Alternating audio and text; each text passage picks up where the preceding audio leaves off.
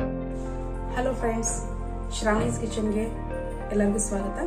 ಇವತ್ತು ನಾವು ಸೋರೆಕಾಯಿ ಪಲ್ಯ ಹೇಗೆ ಮಾಡಬೇಕಂತ ನೋಡೋಣ. ಮೊದಲನೇದಾಗಿ ಇದಕ್ಕೆ ಬೇಕಾಗುವಂಥ ಇಂಗ್ರೀಡಿಯೆಂಟ್ಸ್: ಸೋರೆಕಾಯಿನ ಮೇಲಿನ ಸಿಪ್ಪೆ ತೆಗೆದು ಒಂದು 1/4 kg ಅಷ್ಟು ಸೋರೆಕಾಯಿನ ಸಣ್ಣದಾಗಿ ಹೆಚ್ಚಿಟ್ಕೋಬೇಕು.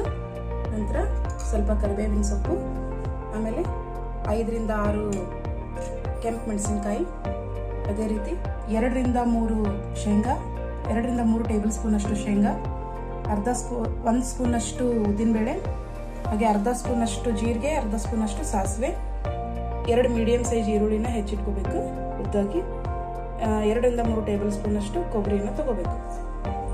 ನಂತರ ಪ್ರೊಸೀಜರ್ ಇದು ಹೆಂಗೆ ಮಾಡೋದಂದ್ರೆ, ಒಂದು ಪ್ಯಾನ್ನ ಬಿಸಿ ಮಾಡ್ಕೋಬೇಕು.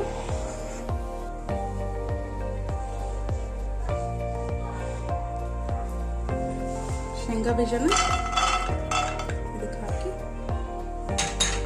ಸ್ವಲ್ಪ ಫ್ರೈ ಮಾಡ್ಕೋಬೇಕು.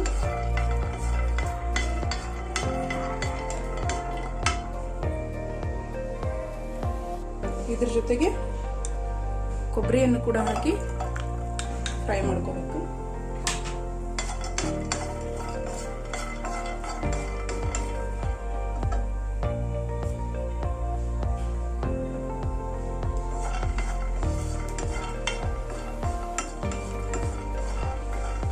ಸ್ವಲ್ಪ ಹೊತ್ತು ಫ್ರೈ ಆದ ನಂತರ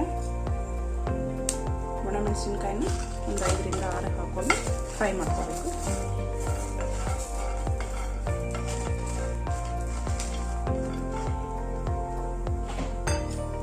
ಈ ಹುರಿದಿರೋಂಥ ಇದನ್ನು ಸಣ್ಣದಾಗಿ ಪೌಡ್ರ್ ಮಾಡ್ಕೋಬೇಕು.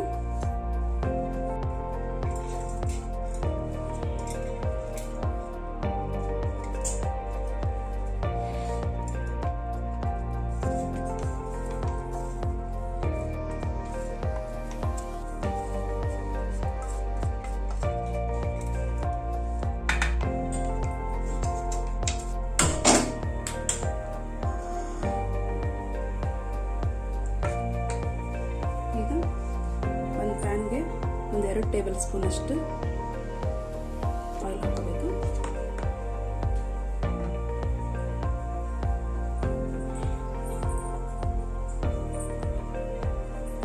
ಅರ್ಧ ಟೇಬಲ್ ಸ್ಪೂನ್ ಅಷ್ಟು ಸಾಸಿವೆ ಹಾಕಬೇಕು.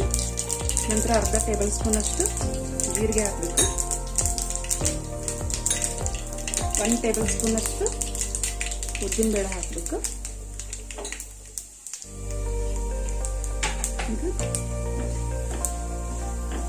ನೀಟಾಗಿ ಫ್ರೈ ಮಾಡ್ಕೋಬೇಕು.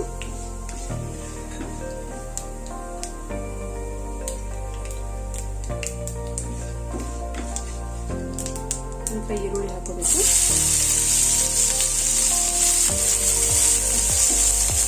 ಈರುಳ್ಳಿ ಹಾಕೊಂಡು ಒಂದು 2 ನಿಮಿಷ ನೀಟಾಗಿ ಫ್ರೈ ಮಾಡಬೇಕು.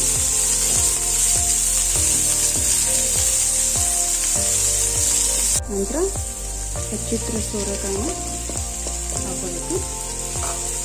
ಸೋರೆಕಾಯಿ ಎಳೆದಾಗಿದ್ರೆ ಇನ್ನೂ ಚೆನ್ನಾಗಿರುತ್ತೆ.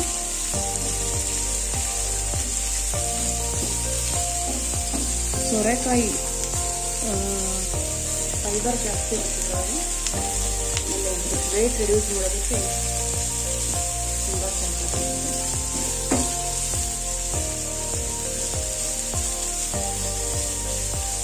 ಒಂದು 4 ರಿಂದ 5 ನಿಮಿಷ ಫ್ರೈ ಮಾಡ್ಕೋಬೇಕು. ನೀರು ಹಾಕಬಾರ್ದು.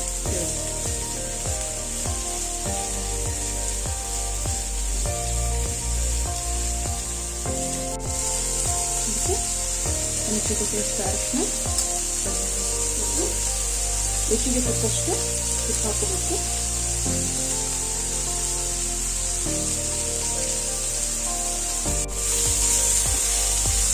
ಉಪ್ಪು ಹಾಕೋದ್ರಿಂದ ತರಕಾರಿ ಬೇಗ ಬೇಯ್ತೈತಿ.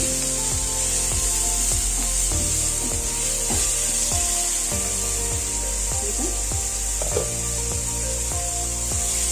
ಪೌಡರ್ನ ಹಾಕೋಬೇಕು.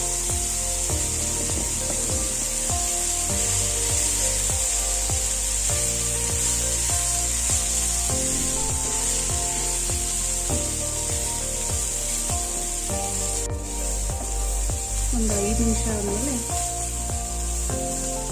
ಸ್ವಲ್ಪ ನೀರು ಹಾಕ್ಕೊಂಡು, ಜಾಸ್ತಿ ಹಾಕ್ಬಾರ್ದು, ಸ್ವಲ್ಪ ನೀರು ಹಾಕ್ಕೊಂಡು ಒಂದು 2 ನಿಮಿಷ, 2 ರಿಂದ 3 ನಿಮಿಷ ಬೇಯಿಸ್ಬೇಕು.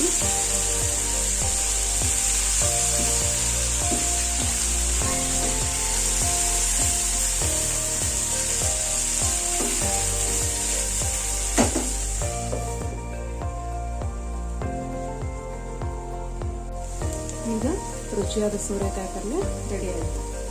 ಈ ನಮ್ಮ ರೆಸಿಪಿ ಇಷ್ಟ ಆದರೆ ಲೈಕ್ ಮಾಡಿ, ಶೇರ್ ಮಾಡಿ, ನಮ್ಮ ಚಾನಲ್ನ ಸಬ್ಸ್ಕ್ರೈಬ್ ಮಾಡಿ. Thank you.